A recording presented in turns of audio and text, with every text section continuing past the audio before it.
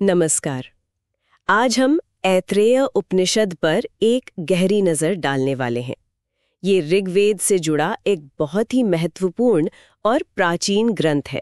जी हाँ। और हमारी मदद के लिए है स्वामी त्रिभुवन दास जी की तत्व विवेचनी हिंदी व्याख्या। बिल्कुल, ये व्याख्या इस उपनिषद के जो गहरे विचार हैं उन्हें समझने में काफी सहायक होती है। तो आज हम कोशिश करेंगे कि सृष्टि की रचना, आत्मा का स्वरूप और वो जो परम सत्य है ब्रह्म, उसके बारे में उपनिषद क्या कहता है इसे समझें। हाँ, और देखेंगे कि कैसे अलग अलग अध्यायों में मतलब खंडों में ये विचार धीरे धीरे खुलते हैं। चलिए फिर शुरू करते हैं। सबसे पहले सृष्टि की बात। उपनिषद रचना की कहानी कैसे बताता है? पहले खंड में क्या है? हाँ, तो पहला खंड शुरू होता है एक बहुत ही मौलिक विचार से। कहता है आत्मा वा इदमेक एव आग्र आसीत। अच्छा, मतलब सृष्टि से पहले सिर्फ और सिर्फ एक ही आत्मा थी, परमात्मा, और कुछ भी नहीं। सिर्फ एक आत्मा। बस फिर उस आत्मा ने संकल्प किया, एक इच्छा की कि लोकानुसृजा इति, मतलब मैं लोकों को रचूं। और कौन से लोक रचे उन्होंने? उन्होंने 4 प्रकार के लोक रचे। अंब, जो स्वर्ग से भी ऊपर का जलमय लोक है। मरीचि यानी अंतरिक्ष। मर यानी ये पृथ्वी। और आपा मतलब पृथ्वी के नीचे का जल। अच्छा, ये 4 लोक। जी।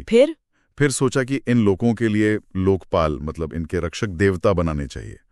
तो परमात्मा ने जल से ही एक विराट पुरुष का आकार बनाया। जल से? विराट पुरुष। हाँ। उसी जल तत्व से। और फिर उस पुरुष को तपाया, उस पे एक तरह से ध्यान केंद्रित किया। और जब वो तपा तो उसके अलग अलग अंग जैसे फूट पड़े। जैसे मुख खुला, मुख से वाक यानी वाणी निकली और वाणी से अग्नि देवता प्रकट हुए।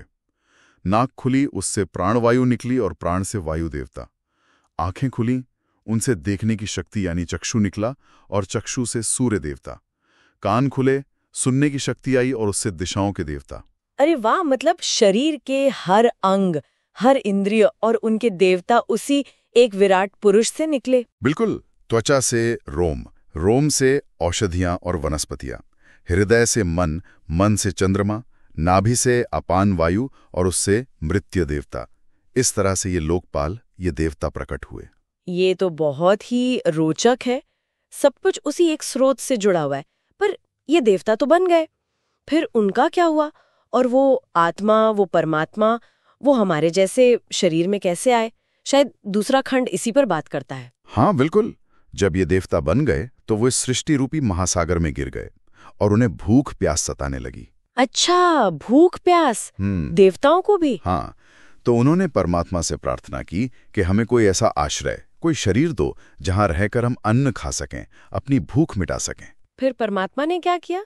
परमात्मा उनके लिए पहले गाय का शरीर लाए। देवताओं ने देखा और कहा न वा अरे लम नो यति, मतलब ये हमारे लिए पर्याप्त नहीं है। गाय का शरीर पसंद नहीं आया? नहीं। फिर परमात्मा घोड़े का शरीर लाए। उसे देखकर भी देवताओं ने कहा न वा अरे लम नो यति, ये भी हमारे लिए ठीक नहीं है। अच्छा, फिर? आखिर में परमात्मा मनुष्य का शरीर लाए। उसे देखकर देवता एकदम खुश हो गए। वो बोले सुग्रतम बर्तिति, वाह क्या खूब बनाया है, ये ठीक है, मनुष्य शरीर ही उत्तम है। कमाल है। तो मानव शरीर देवताओं को रहने लायक लगा? हाँ। तब परमात्मा ने उन देवताओं से कहा ठीक है, तो अब अपने अपने योग्य स्थानों से शरीर में प्रवेश करो। और वो प्रवेश कर गए? जी। अग्नि देवता वाणी बनकर मुख में घुस गए, वायु देवता प्राण बनकर नाक में, सूर्य देवता दृष्टि बनकर आंखों में, दिशाएं श्रवण बनकर कानों में, औषधियां और वनस्पतियां रोम बनकर त्वचा में, चंद्रमा मन बनकर हृदय में, मृत्यु अपान बनकर नाभि में। इस तरह सब देवता अपने अपने अधिष्ठान में बैठ गए। सब अपनी अपनी जगह पहुंच गए, लेकिन परमात्मा वो खुद कैसे आए? यही सबसे महत्वपूर्ण बात है। जब सब देवता प्रवेश कर गए तब परमात्मा ने सोचा ये लोक और लोकपाल तो बन गए, मेरे बिना ये शरीर, ये इंद्रियां, ये मन, ये कैसे काम करेंगे? मैं किस मार्ग से इसमें प्रवेश करूं? हाँ, ये तो बड़ा सवाल है। तो उन्होंने शरीर के बाकी मार्गों को देखा। मुख, नाक, कान, ये तो सब देवताओं के लिए थे। तब उन्होंने सिर के ठीक ऊपर, जहां बालों का सीमांत होता है, वहां एक द्वार बनाया, चीरकर। सिर के ऊपर? हाँ। उसी द्वार को विधृति कहते हैं, मतलब वो द्वार जो विदीर्ण करके चीर कर बनाया गया, और उसी द्वार से परमात्मा इस शरीर में प्रविष्ट हुए। इसीलिए इस द्वार को नांदन भी कहते हैं, क्योंकि वो आनंदमय ब्रह्म का प्रवेश द्वार है।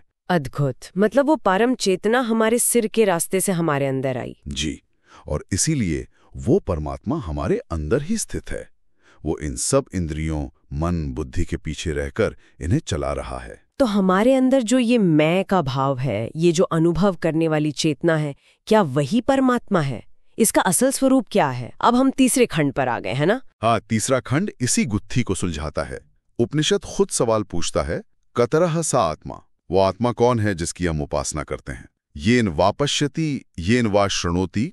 क्या वो है जिससे हम देखते हैं या जिससे सुनते हैं, गंध लेते हैं, बोलते हैं, स्वाद चखते हैं? तो क्या ये इंद्रियां ही आत्मा है? नहीं, उपनिषद कहता है ये सब आंख, कान, नाक, मन, हृदय ये आत्मा नहीं है।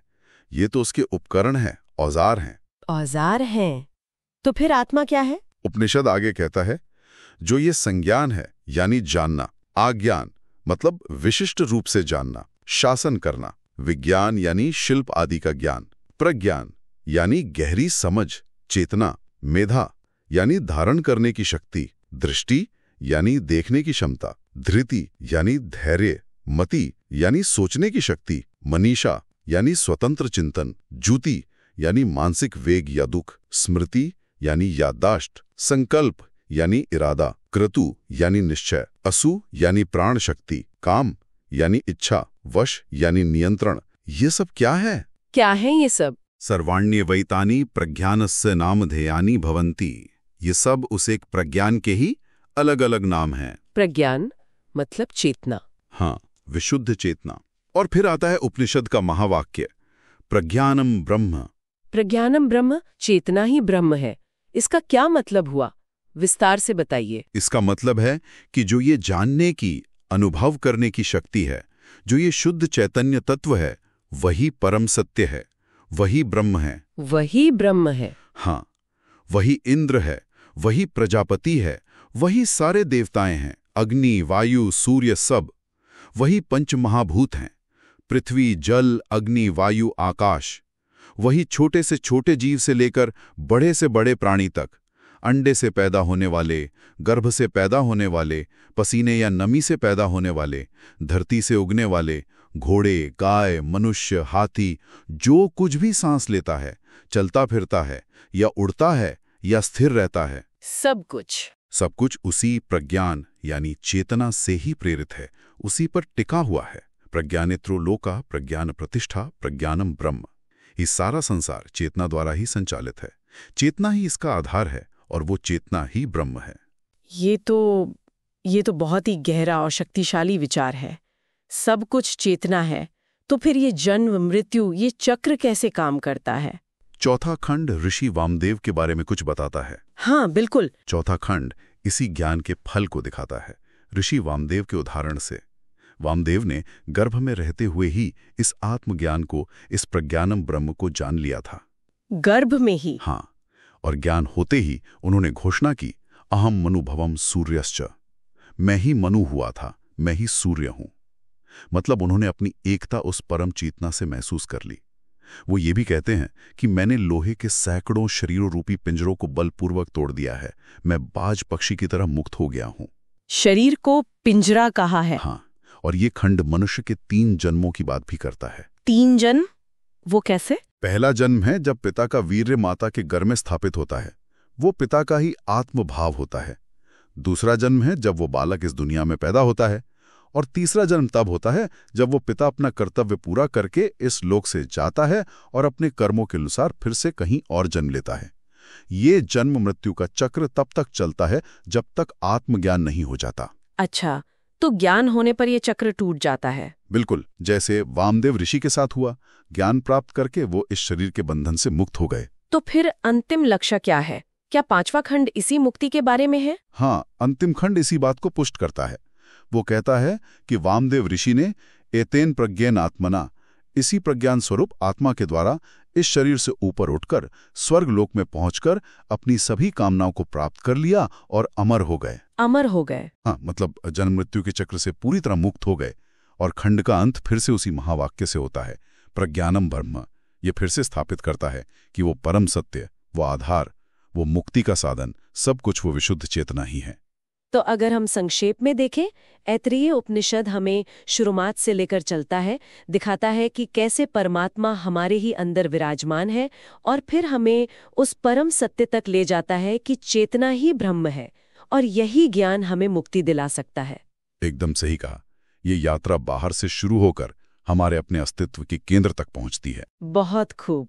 और एक बात जो सोचने लायक है, उपनिषद जो बार बार कह रहा है कि सब कुछ, देवता, मनुष्य, पशु पक्षी, पेड़ पौधे, यहाँ तक कि जड़ लगने वाली चीजें भी, सब उसी एक चेतना से संचालित हैं, उसी में स्थित हैं। प्रज्ञानेत्रो लोकः प्रज्ञा प्रतिष्ठा प्रज्ञानम ब्रह्म। हाँ, ये पंक्ति बहुत महत्वपूर्ण है। तो अगर हम सच में इस बात को महसूस करने लगें, इस सार्वभौमिक चेतना को अपने अंदर और अपने चारों ओर अनुभव करें, तो दुनिया को देखने का हमारा नजरिया और उसमें अपनी भूमिका को समझने का तरीका वो कितना बदल सकता है, ये एक विचारणीय प्रश्न है। बिल्कुल, ये सचमुच सोचने वाली बात है। इस गहरी चर्चा के लिए आपका बहुत बहुत धन्यवाद। धन्यवाद।